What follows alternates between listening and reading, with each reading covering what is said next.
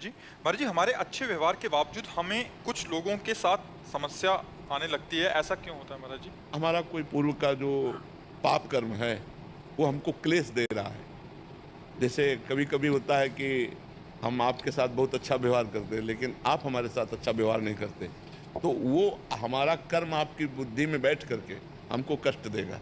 तो हमें चुपचाप भोग लेना चाहिए, क्योंकि हमने अच्छा कर्म किया है, हमने बुरा किया नहीं। सामने वाला हमारे साथ जो बर्ताव नहीं करना चाहिए, वो कर रहा है, तो वो बेचारा है।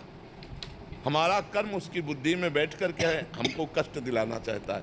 शास्त्री शास्त्रीय ज्ञान, अध्यात्म विद्या ऐसा कहती है, को न काहू के सुख दुख कर दाता, निज कृत कर्म भोग सुन भ्राता।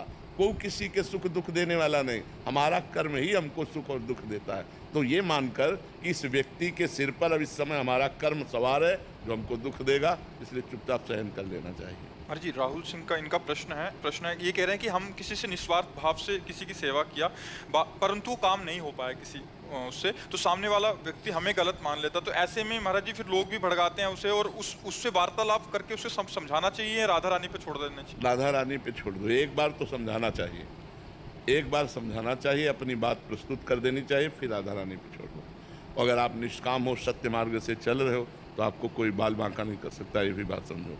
आपको कोई नीचा नहीं दिखा सकता, वो नीचा दिखाने का प्रयास होगा, लेकिन आपको नीचा नहीं दिखा देगा। यदि आप निष्काम भाव से सत्य भाव में चल रहे हो, तो फिर परास्त नहीं हो सकते आप। संकट आ सकते हैं। भड़काते रहते हैं तो हाँ, चीज़ें रुक जाती हैं, जो अच्छा कार्य कर रहे हैं वो भी रुक जाते हैं। हाँ, अपनी पेशगी कर देनी चाहिए, अपनी सफाई एक बार पेश कर देना चाहिए, इसके बाद भगवान पे छोड़ देना चाहिए। शोभा जी कोलकाता से, राधे राधे महाराज जी। महाराज जी कर्मों का हमारे जीवन पर क्या प्रभाव पड़ता है महाराज जी? सुख और दुख, संपत्ति और विपत्ति, सफलता और असफलता, इनका भोग भोगना होता है। अगर हमारा पाप कर्म प्रबल हो गया, तो हम चाहे जितना व्यापार सफलतापूर्वक करें, सफलता नहीं मिलेगी।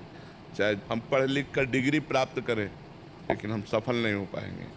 पुण्य प्रबल हो गया, थोड़ा प्रयास, भारी सफलता। तो सफलता, असफलता, दुख सुख, लाभ हानि, मान अपमान, संपत्ति विपत्ति, इनकी प्राप्ति होती है पुण्य और पाप कर्मों के पूर्व के प्रभाव से। वो हमारे ऊपर ये प्रभाव डालते हैं। अनु गुप्ता